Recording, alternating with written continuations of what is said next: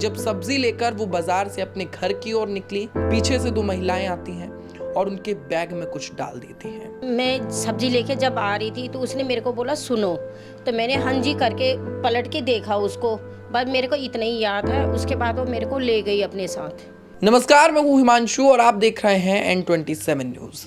लगातार लूट खसूट के मामले गाजियाबाद में सामने आते रहते हैं। आप लोगों को बताते चलें, सीमा रावत जो कल्पना अपार्टमेंट की निवासी हैं, वो बाजार में सब्जी लेने गई थी। जिसके बाद जब सब्जी लेकर वो बाजार से अपने घर की ओर निकली, वो जैसे ही अपनी सोसाइटी में एंटर होती हैं, वो 10 कदम आगे चलती हैं, पीछे से दो महिलाएं आती हैं और उनके बैग में कुछ डाल देती हैं। सीमा रावत के अनुसार जो चीज़ उनके बैग में डाली जाती है वो एक सफ़ेद कपड़ा होता है और उस कपड़े के अंदर काले रंग के कुछ पत्थर होते हैं। जिसके बाद सीमा रावत अपने होश को खो देती है। सीमा रावत को कुछ समझ नहीं आ रहा होता है। वो दो महिला पास ही के एक पार्क में उन्हें ले जाती हैं और उसके बाद उनके गले का मंगलसूत्र, हाथों की अंगूठी और तमाम जितने भी सोने के जवाहरात उनके पास थे, वो सब कुछ उनसे ठग लेती हैं। हम परिवार वालों से बातचीत करते हैं और क्या कुछ पूरा मामला है जानने की कोशिश करते हैं। तो पीड़िता का पूरा परिवार इस वक्त हमारे साथ मौजूद है। ये उनके बेटे हैं जग्गू, वो उनके हस्बैंड हैं और ये खुद सीमा रावत जी हैं। क्या कुछ पूरा मामला था सीमा जी? मेरे साथ यही हुआ कि मतलब मैं सब्जी लेके जब आ रही थी तो उसने मेरे को बोला सुनो, तो मैंने हाँ जी करके पलट के देखा उसको, बस मेरे को इतना ही याद है। उसके बाद वो मेरे को ले गई अपने साथ ले गई। तो अंदर जाके मदर डेयरी आता है हमारे वहाँ पे, वहाँ से उसने मेरे को पार्क में बैठाया, पार्क में ले गई। बस मेरे को इतना ही याद है।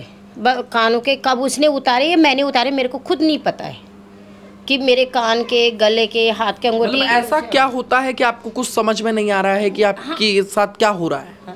मेरे को कुछ पता ही नहीं चला कि मेरे साथ क्या हुआ। ये मेरे को बस जब मेरे को ये भी नहीं पता कि मैं कैसे पार्क से बाहर आई, कैसे मेन रोड पर गई, मेन रोड से मैं मोहन ढाबा कैसे पहुंची, मेरे को कुछ पता नहीं है। देखिए, यकीन करना कठिन होता है मगर ऐसे मामले लगातार सामने आते रहते हैं। आखिर क्या कुछ ऐसा था जो आपके बैग में डाला गया था? आपने जो बताया, कपड़ा था, सफ़ेद कपड़ा था, उसमें 3 टुकड़े मिट्टी के थे, बिल्कुल काली मिट्टी थी। वो अचानक पता नहीं कैसे मेरे हाथ लगा बैग में, मैंने निकाला उसको, काला फेंका मैंने उसको, तब मेरे को होश आया। मैं अपने घर जा रही थी, मैं बाहर रोड पर कैसे पहुँच गई इतने दूर पे। वहाँ से जब मैं पलटी, मेरे मुंह पर पूरा काला छाया, तब मेरे को होश आया कि मैंने ऐसा देखा तो मेरे को वहाँ पे मोहन ढाबा नज़र आया। मैंने कहा यहाँ मैं कैसे आ गई इतनी दूर अपने घर से। फिर 2 कदम जब मैं पीछे आया तो मेरे को मेरे बेटा नज़र आया। मैंने अपने बेटे का आवाज़ लगाई, तब इसने मेरे को खींचा कि मम्मी आप बीच रोड में कैसे खड़ी हो, यहाँ पर कोई भी गाड़ी वाला आपको मार सकता है। आप उस वक्त क्या कर रहे थे वहाँ पे? मैं अपने फ्रेंड के यहाँ गया हुआ था, फ्रेंड के रेस्टोरेंट में। तो वहाँ पर मैं अपने फ्रेंड से जैसे बात कर रहा था, मेरे को पीछे से आवाज़ आती है जग्गू जग्गू करके। मैं पीछे मुड़ के देखता हूँ तो मेरी मम्मी की आवाज़ आती है। एक्चुअली जैसे नॉर्मल चलते हैं तो लोग साइड में चलते हैं, मम्मी उस टाइम बीच में चल रही थी। गाड़ी वाले हॉर्न दे रहे थे, हमने देखा तो मम्मी थी। तो मम्मी को मैं साइड में लेके आया, तो मैंने नॉर्मली साइड में मम्मी आके रोने लगी कि मम्मी बोली मेरे सारे जेवर वेवर सारे उतर गए। तो हमने पूछा कहाँ हुआ, क्या हुआ? तो मम्मी ने बोला कि मैं गेट तक पहुँच गई थी अपनी सोसाइटी के, तो वहीं से फिर मेरे को पता ही नहीं चला मैं यहाँ कैसे पहुँची। तब हमने वहाँ से आके फिर पुलिस को फ़ोन किया, अपने फादर को फ़ोन किया, फादर भी आए फटाफट।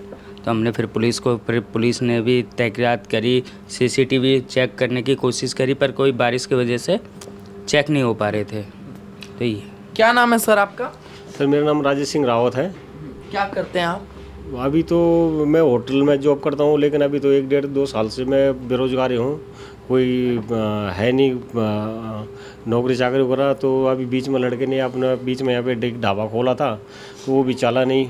1-1.5 साल से उसको चलाने की कोशिश किया, चला नहीं, तो भी आखिर बंद करना पड़ा। अभी 3-4 महीना हो गया बंद किया हुआ। FIR आप लोगों ने कराई है? हाँ जी, करा रखी है हमने, FIR कर रहे हैं। क्या पुलिस वालों ने कोई कार्यवाही अभी तक की है? अभी तो सर कुछ पता नहीं है। अभी तो ऐसा कुछ नहीं बोला उन्होंने, बोला कोशिश कर रहे हैं हम, कर रहे हैं। वो भी कह रहे, उन्होंने भी बोला हम कोशिश कर रहे हैं। तो कोशिश पूरी हो पाएगी क्या? आपको उनसे भरोसा? उम्मीद तो कर ही रहे हैं पुलिस वालों से कि कुछ होगा, उम्मीद ही कर सकती हूँ मैं, बाकी उससे ज़्यादा कुछ नहीं कर पाऊँगी। भाई ये प्रशासन से क्या कहना चाहेंगे, क्योंकि मैं यही कहना चाहूँगी जो आज मेरे साथ हुआ वो किसी और के साथ नहीं होना चाहिए ये, क्योंकि घर के अंदर भी जब हम लोग औरतों के लिए इतना सुरक्षित नहीं है तो बाहर रोड में कैसे हो पाएगा फिर हम लोगों के साथ। कुछ चीज़ पहन के नहीं जा सकते हम, बड़ी मुश्किल से तो कैसे करके हम लोग बनाते हैं, अपने मेहनत से बनाते हैं। किस तरह से मैंने पीस बना के मैंने अपने गहने बनाए थे, एक शादी के लिए पहना था मैंने वो, उतनी थकी पहना हुआ है मैंने, शादी के लिए ही पहना था मैंने वो। दूसरे दिन, पहले दिन हम शादी से आए, दूसरे दिन शाम को मैं सब्जी लेने गई, भाई इतने ही थकी पहन पाई मैं अपना मंगलसूत्र। इतनी देर में उसको लुटेरों ने लूट लिया मेरे गले से वो। क्या कहेंगे सर? ऐसे तो कहे नहीं, ये पर बहुत बड़ी बात है। ऐसे बिल्कुल माइंड को ऐसे करना कि कुछ पता ही ना चले किसी को। तो पुलिस वालों से यही उम्मीद है कि जल्दी से जल्दी कार्रवाई करें इस चीज़ में और इस चीज़ को बंद करवाएं, क्योंकि इसमें तो कल को बच्चों के लिए भी डर है, किसी के लिए भी डर है। छोटे छोटे बच्चे सोसाइटियों में खेलते हैं, कल को कुछ भी हो सकता है इन चीज़ों में। अभी तो आज हमारे साथ हुआ है।